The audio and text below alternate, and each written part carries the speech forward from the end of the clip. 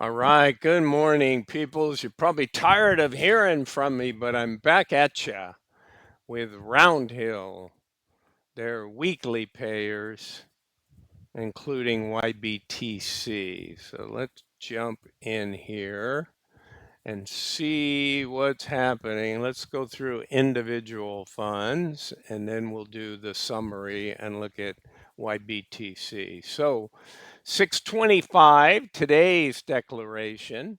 X date of 626, they're going to pay on Friday. What did the XDTE or the S&P 500 fund pay? Almost 27 cents. So up from last week and a 32.05 yield. A lot of payment history here. You can see that they're paying almost twice what their NAV is going down, so that's not bad. Let's take a look at QDTE, and that has a higher yield because the price is cheaper with a lower payment. So almost 25 cents, but a nice yield. Um, and both of those are up. I think all three indexes were up slightly. Um, so how does their summary? They both launched at the same time. Yeah, their NAV is eroded a couple dollars more. It's 18 and 8, and this one's 18 and 10.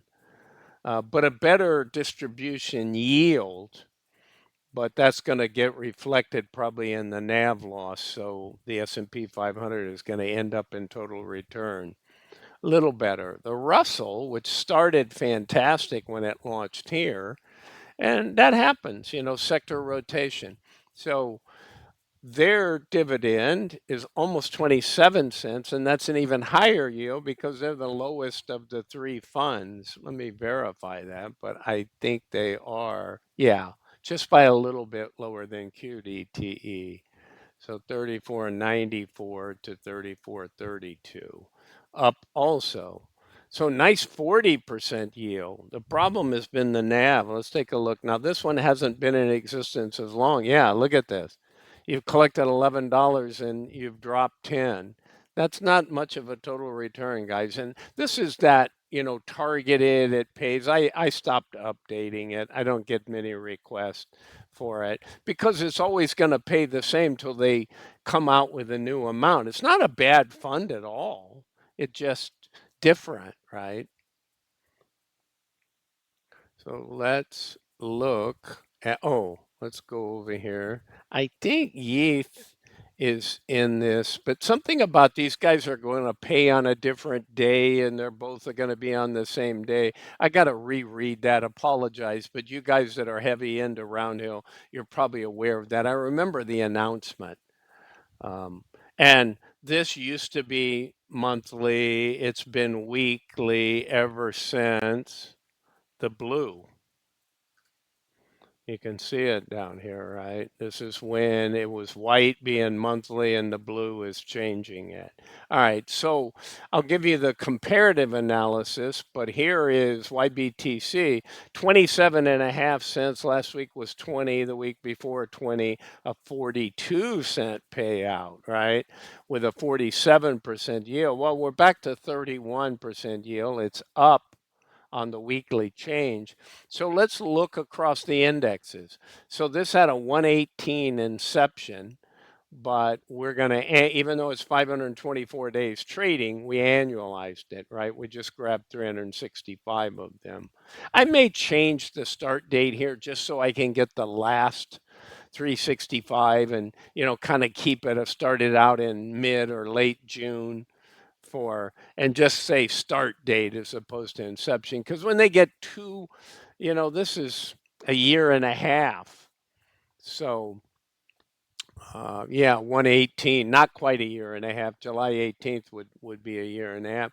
But it's a long term to see a pretty good trend. So it's paid out YBTC 31.80 in dividends. So that's a 65% return. But when you bring it into a 365-day year, you have a 45% dividend annualized, and you have a slight loss in your gain, right? Your NAV. yielding over 15, 16, well, no, 17 months, 41.39. That's excellent. So that's how that goes. Now, how about YBIT? Well, YBIT's never been my favorite. As soon as Yomex didn't pay all the potential dividends they earned when I was tracking it daily, that pissed me off so much. I said, okay, I'll just vote with my feet. No YBIT for me anymore. And I switched to BITO. Not that it's better, but I think YBTC, BTCI, they're both good ones, right? But not bad. So let's go. So they pay decent money. Look at the dividend return, 53.80, $11. But it's a typical NAV erosion guy. It will kill you. All right. So 3 months later at launch, it's got a 3% total return, while YBTC has a 41. Look at IBIT. Now IBIT is what they use. Okay, it's Vanguard, or I forget who has it, BlackRock. It's somebody's fund, and it's big. Doesn't pay a distribution, but it's like the benchmark. They all write their options on top of it. I think it owns Bitcoin, owns a lot of Bitcoin, or it does futures. I think it owns the Bitcoin. So anyway, or does it through swaps. But anyway, it's a cornerstone, and it doesn't pay a dividend. But look at this, 86.29 over roughly this exact same period. So your income fund is giving you 41.39 because it's losing a little bit. This IBIT is just killing it, right? In other words, it goes back to say the underlying, when something moves up aggressively, the underlying captures it all because it is the index, if you will. All right, so BITO, which I own, is a 61% annualized yielder and only a 5% gain here for really second place. The best fun, if you want to look at it. Now, it's also a 118.24, so it's right there with YBTC. And then if we look at BTCI, not bad still, 47.76. I just, from Neos, I just reported on it today. It's $1.37, I think. And I just plugged it into my table out here. Yeah, $1.3978.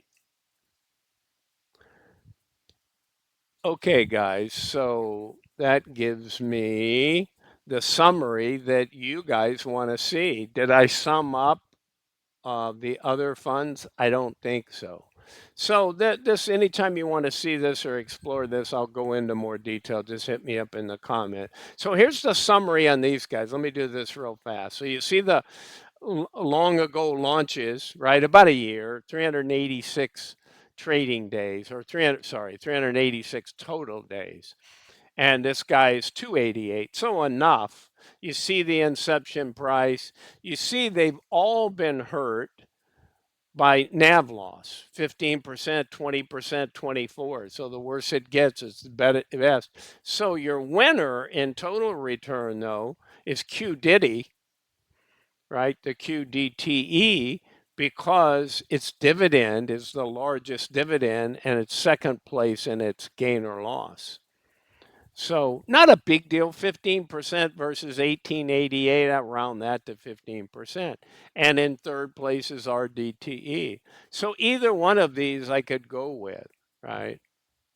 And feel decent in the situation. All right, guys, that's it for Roundhill. Remember, Roundhill, I also report on all the single payers. So I know you guys watch the PLTWs, the COIWs, the AAPWs, TSLW, and NVDW. All right, guys, that's what I got for Roundhill with the indexes and YBTC. All right, guys, I'm going to take a rest. I need it and get ready for the market and then go to bed after a couple hours of the market because it's evening time here. I'm the opposite time of the day as you good people in North America. All right, this is Bruce signing out. I am not a financial advisor. This is not financial advice. Have a great, great day ahead. Bye for now.